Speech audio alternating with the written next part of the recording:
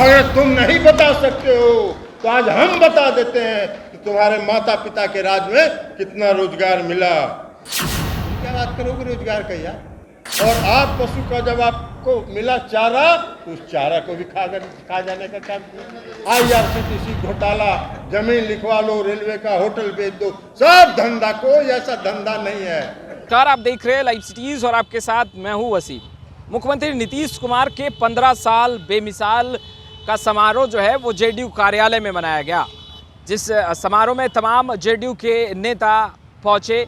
JDU के राष्ट्रीय अध्यक्ष ललन सिंह ने जमकर निशाना साधा अपने पूरे भाषण में लालू परिवार पर, लालू प्रसाद यादव पर, तेजस्वी यादव को युवराज बताते हुए जमकर निशाना साध रहे थे और कहते नजर आ रहे थे कि तेजस्वी यादव जो कहते नजर आते हैं रोजगार की बातें, उन्हें कुछ भी नहीं पता। अपने माता पिता के शासनकाल को एक बार याद कर लें और अपने माता पिता से एक बार पूछ लें कि उनके शासनकाल में कितना बिहार के युवाओं को रोजगार दिया गया।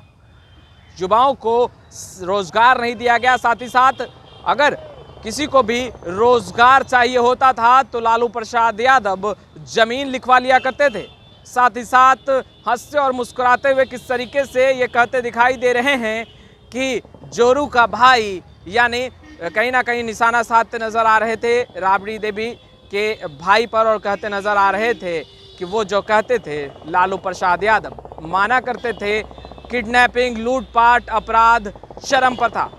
जरा सुनिए जेडीयू के राष्ट्रीय अध्यक्ष ललन सिंह का वो पूरा भाषण, जिसमें ललन सिंह मुख्यमंत्री नीतीश कुमार के कार्यकाल में किए गए विकास की उपलब्धियां बता रहे हैं और लालू प्रसाद यादव के परिवार पर जमकर निशाना साध रहे हैं। 2005 के इसी 24 दिसंबर को माननीय मुख्यमंत्री नीतीश कुमार जी ने बिहार के मुख्यमंत्री के रूप में पदभार ग्रहण किया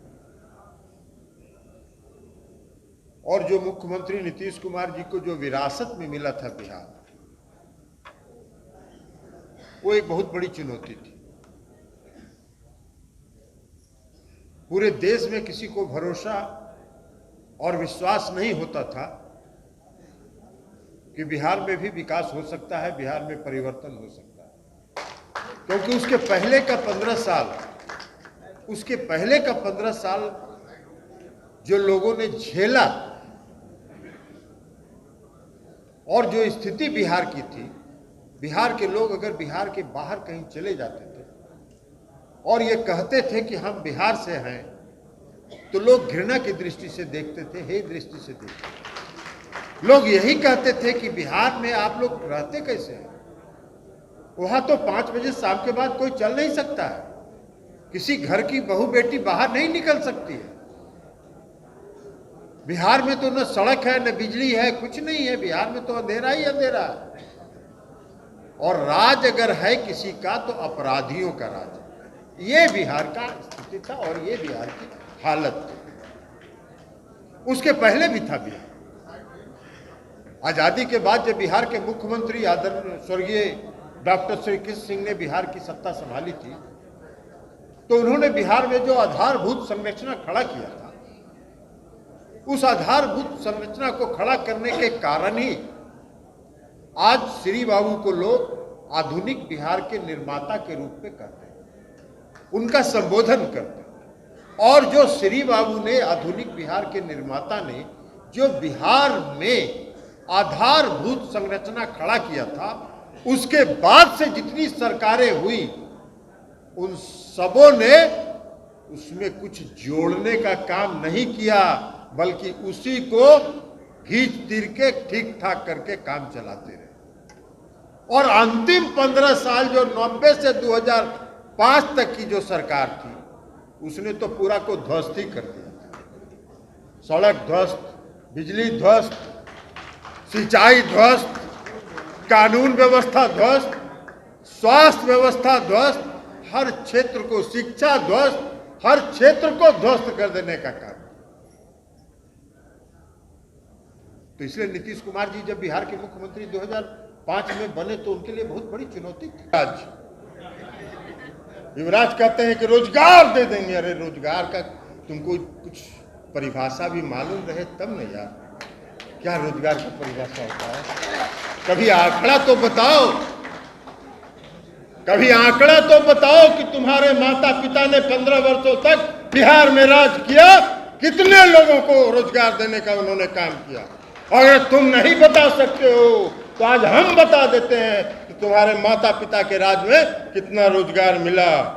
90 से लेकर 2005 तक, 90 से लेकर 2005, ये हम आंकड़ा आपको सिर्फ बीपीएससी का बता रहे हैं, बिहार लोक सेवा आयोग का आंकड़ा बता रहे हैं। 90 से लेकर कुल 2005 तक 15 वर्षों में मात्र 19,538 लोगों की नियुक्ति हुई। और माननीय नीतीश कुमार जी के कार्यकाल में अब तक 1,53,100 और 61,491 लोगों का प्रक्रिया में चल रहा है। मतलब 2 लाख 2.5 लाख से ज्यादा लोगों को बीपीएससी के माध्यम से नौकरी मिली। क्या बताओगे? मुझको स्मरण है, याद है कि जब 2005 में मुख्यमंत्री नीतीश कुमार जी बने थे, उस समय बिहार लोक सेवा आयोग का परीक्षा नहीं हुआ था। 4 साल से परीक्षा ही नहीं हुआ था। मुख्यमंत्री नीतीश कुमार जी ने कहा कि भाई 4 साल का जो वैकेंसी है एक साथ जोड़ दीजिए और एक साथ परीक्षा सबके लिए अलग से आयोजित करिए, और एक साथ नियुक्ति हुई थी। तुम क्या बात करोगे रोजगार का यार? शिक्षक बहाली इसके अलावा है। उनके समय में मात्र 33,499 लोगों का हुआ था, और आज है शिक्षकों की नियुक्ति का 3,49,90,772। ये है शिक्षकों की नियुक्ति। तो लाखों की संख्या में शिक्षकों की नियुक्ति। इसके अलावा, यह तो सिर्फ हमने बताया इसके अलावा कई विभागों में कॉन्ट्रैक्ट पर, संविदा पर बहाली हुई है लाखों की संख्या में। उसका आंकड़ा इसमें नहीं है। अगर उसको जोड़ दिया जाएगा तो माने हम समझते हैं कि 10 लाख से ज्यादा लोगों को रोजगार बिहार में 15 वर्षों में नीतीश कुमार जी ने दिया। और आपके समय में मैंने बता दिया 19,538। और आप बात कर रहे हो नियोजन की। उनको क्या मालूम है यार नियोजन का क्या होता है? नियोजन क्या होता है? कह रहे हैं कि हम एक कैबिनेट में एक फैसला से नियोजन कर देंगे। यार कैबिनेट को अधिकार है नियोजन करने का। नियोजन की एक प्रक्रिया है, उस प्रक्रिया के तहत नियोजन है। वो समझ रहे हैं जैसे उनके पिताजी सब कानून को ताक पर रखे कहते थे कि जो बोले लालू वही कानून, वही मुखर कानून चलता था उनके समय में, वही समझ रहे हैं ये भी। तो इसलिए उसी के कारण आज भुगत रहे हैं, जिसका चर्चा ही कर रहे थे नीरज जी। पशुपालन में, अब पशुपालन का आ गया।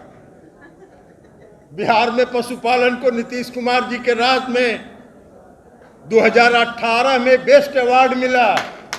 पशुपालन में देश में सबसे ज्यादा अवार्ड मिला। और आप पशु का जब आपको मिला चारा, तो उस चारा को भी खा जाने का काम किया। यही परिवर्तन हुआ, यही परिवर्तन है। अब अल्पसंख्यक समुदाय के लोगों के लिए IRCTC घोटाला, जमीन लिखवा लो, रेलवे का होटल बेच दो, सब धंधा। कोई ऐसा धंधा नहीं है, कोई ऐसा धंधा नहीं है जो उन लोगों ने नहीं छोड़ा। चारा खाने से लेके होटल की संपत्ति बेचने तक, नौकरी के बदले जमीन लिखवाने तक, ये सब नीरज जी बता चुके हैं, दोहराने की कोई जरूरत नहीं है। तो इसलिए आप साथियों, आप सबको आज 15 साल बेमिसाल इस अवसर पर आप सबों को, बिहार के समस्त कार्यकर्ताओं को, जनता दल यूनाइटेड के कार्यकर्ताओं को शुभकामना है। और नीतीश कुमार जी को संदेश है कि आप आगे बढ़िए। बिहार के सेवक के रूप में जो आपने आज तक काम किया है, उसको बिहार को विकसित प्रदेश बनाने तक आगे बढ़ते रहिए। बिहार जनता दल के एक कार्यकर्ता आपके पीछे खड़ा है, आपके साथ खड़ा है। यही उनसे विनम्र उनसे संदेश पहुंचाते हुए मैं अपनी बात। तो आपने सुना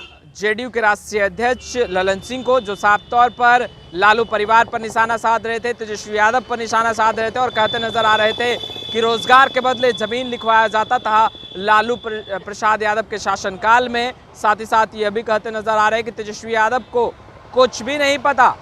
जरा लालू राबड़ी यानी अपने माता पिता से पूछ लें कि उनके शासनकाल में कितना बिहार के युवाओं को रोजगार मिला है। साथ ही साथ मुख्यमंत्री नीतीश कुमार के द्वारा किए गए विकासों को भी बता रहे थे। खैर, लाइव सिटीज़ के साथ बने रहें। आपका बहुत बहुत शुक्रिया।